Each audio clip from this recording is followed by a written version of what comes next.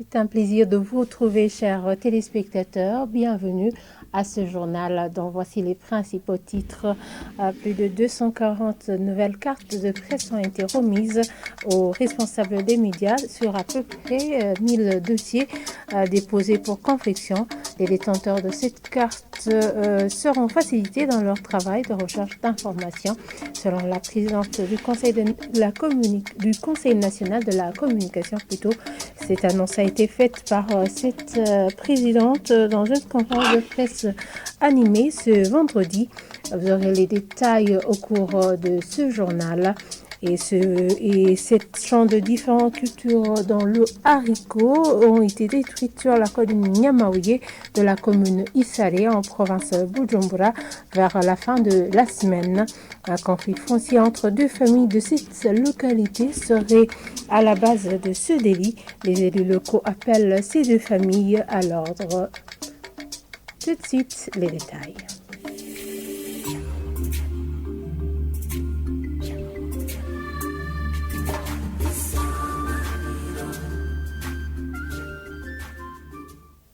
Encore une fois, bienvenue, chers téléspectateurs. Plus de 240 cartes de presse ont été remises aux responsables des médias sur à peu près 1000 dossiers déposés pour confection.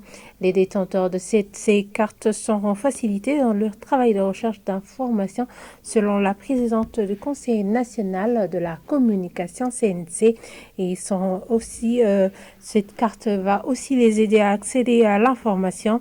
Et dans un point de presse animé ce vendredi, Vestine Naïmana a appelé les journalistes à en faire bon usage, car elle est considérée comme une clé qui va ouvrir plusieurs portes. Suivez-la.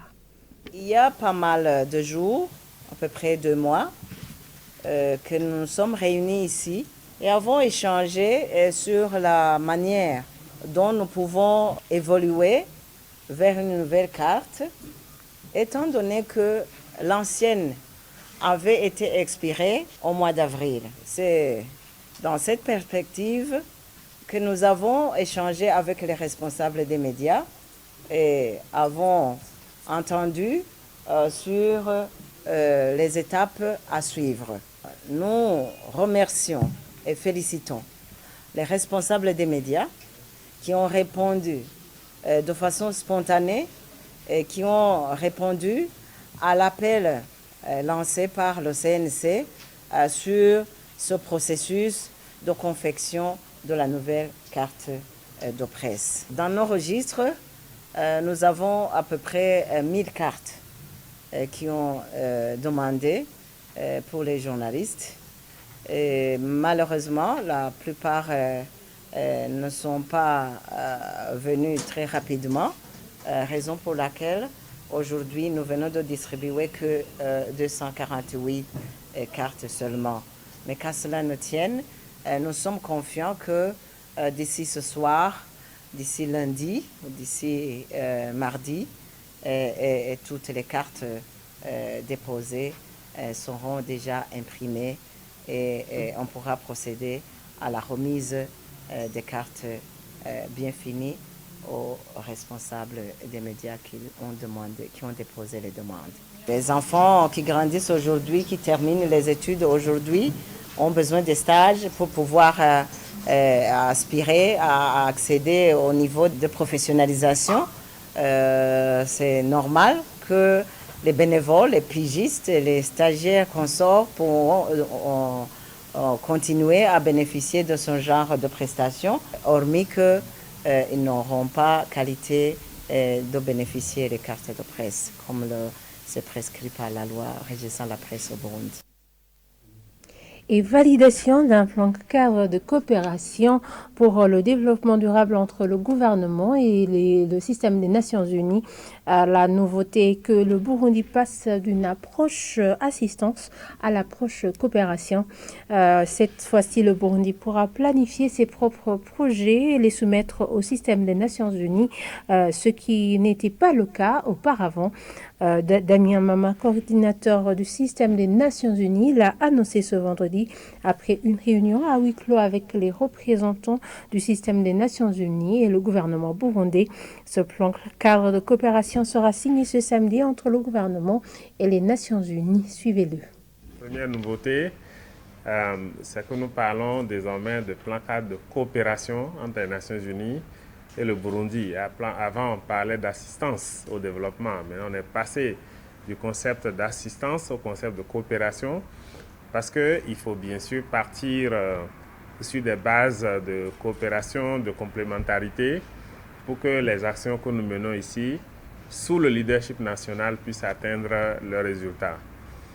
La deuxième nouveauté, c'est que à la suite donc de la demande des États membres des Nations Unies de passer à la réforme du système de développement, c'est la première fois qu'il est demandé un alignement obligatoire entre le cadre de coopération et les programmes des agences de développement qui sont présentes ici dans la salle et qui, à la suite de la signature de ce document demain, vont procéder à la révision ou à l'initiation de notre nouveau programme afin de s'aligner aux orientations qui ont été définies, et orientations qui sont par ailleurs également alignées aux ambitions de développement du Burundi pour qu'il y ait donc une contribution collective à la réalisation de ces ambitions. Vous savez, l'objectif à terme, c'est de faire en sorte que le travail de l'ensemble des Nations Unies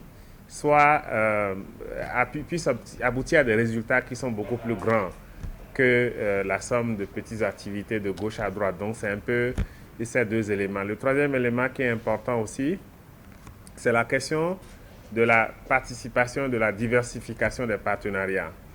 Ici, nous parlons pas seulement d'un travail entre les Nations Unies et le gouvernement du Burundi, mais nous pensons aussi à des partenariats beaucoup plus diversifiés avec le secteur privé, à des engagements un peu plus continus avec les groupes qui courent le risque d'être mis de côté, notamment les personnes qui souffrent des handicaps, notamment les femmes, les enfants, les jeunes et tous les segments de la société qui ont besoin d'un appui pour pouvoir donner le meilleur d'eux-mêmes et réaliser leur potentiel dans un pays qui a pour ambition de devenir un pays émergent d'ici 2040. Page société maintenant, cette champs de différentes cultures dont le haricot ont été détruits sur la colline Nyamaouye de la commune Issalé en province Bujumbura vers la fin de cette semaine. Les propriétaires pensent que les auteurs seraient la famille qui convoitait ces parcelles. Une accusation que nie le chef de famille de la famille accusée. Les élus locaux appellent ces deux familles à la répartition. Omer Douayo. Ces champs détruits sont au nombre de 7. Il y était cultivé du maïs, patates douces, du manioc et des haricots. C'est une propriété familiale partagée par 12 ménages. Ces derniers estiment que les conflits fonciers serait le mobile de cette destruction qui les qualifie de méchante. Ce sont des conflits fonciers qui sont à la base de cette destruction. La justice nous a remis ces parcelles, mais la famille d'Ondikiri de Zakari continue à nous menacer en détruisant nos champs. Des voisins témoignent les faits. C'était dimanche vers 9h. Nous avons vu des gens s'activant dans les champs. Nous avons constaté qu'ils détruisaient des champs de haricots et des colocazes. Nous n'avions pas les moyens pour intervenir. Un des membres de cette famille avoue de traumatisme vu la situation conflictuelle sur cette propriété. Je suis traumatisée par cette situation. Nous avons beaucoup investi dans ces cultures. C'est vraiment décourageant. Contacté à propos, Zakari Nzikiriza, qui est pointé du doigt, nie les faits. L'administration à la base reconnaît la situation. Espérance Ndaïsenga, un des élus locaux, plaide pour le secours des autorités hiérarchiques. Les propriétaires de ces champs nous ont fait part de ces destructions. Lors de notre constat, l'administrateur nous a demandé de lui fournir le rapport. Nous étions au courant de ces conflits fonciers et nous avons su que le tribunal a attribué ces parcelles à la famille Dombanza. Ce qui est désolant, c'est qu'on ait détruit leur culture. Ce champ, qui fait objet de conflit, est sur une superficie de plus de 3 hectares.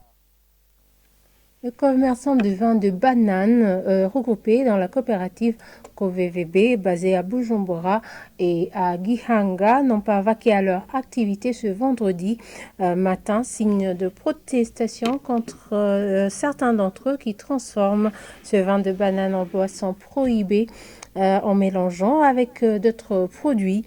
L'administrateur de la commune Mungina dit être au courant de ce problème et leur a promis de résoudre la question. Spes Caritas Cabanyana. Ces commerçants de vin de bananes regroupés dans la coopérative KOVVB en provenance de Bujumbura et de Gihanga, environ une centaine, étaient assis au terrain de football de Kagoema ce vendredi matin, tout près de la RN5, la route Bujumbura-Chibitoke. Environ 20 véhicules de type Fuso remplis de rudipés vides pour le transport de la bière et d'autres de type Quaster pour le transport de ces commerçants étaient également à cet endroit. Ils s'insurgent contre certains membres de cette coopérative accusés de mélanger au vin de banane d'autres produits nuisibles à la santé humaine et qui fait donc un impact négatif sur la coopérative, comme ils le disent, expliquant même qu'ils ont dernièrement pris la décision de les exclure de la coopérative, mais ils continuent à vendre ces boissons dites prohibées, selon Ravialiman Gervais, président de la coopérative KOVVB. Thierry Manirambona, aussi commerçant et membre de cette coopérative, demande aux autorités de la province de Chibitoke et ceux de Bujumbura mairie de suivre de près cette situation. Contacté au téléphone, l'administrateur de la commune Mugina en province de Chibitoke, commune fournisseur de ce vin de banane, nous a expliqué qu'elle est au courant de ce problème et qu'elle en a déjà pris la décision. Elle appelle ses commerçants à continuer le travail. Et dans la foulée, les fabricants de cette bière de banane de Yelugombo de la commune Mugina qui attendaient ces commerçants étaient mécontents dans la matinée de ce vendredi après que ces commerçants de cette coopérative aient refusé de s'approvisionner. Ils ont demandé l'intervention de l'administration pour éviter les pertes et après des discussions, la situation a pu être réglée.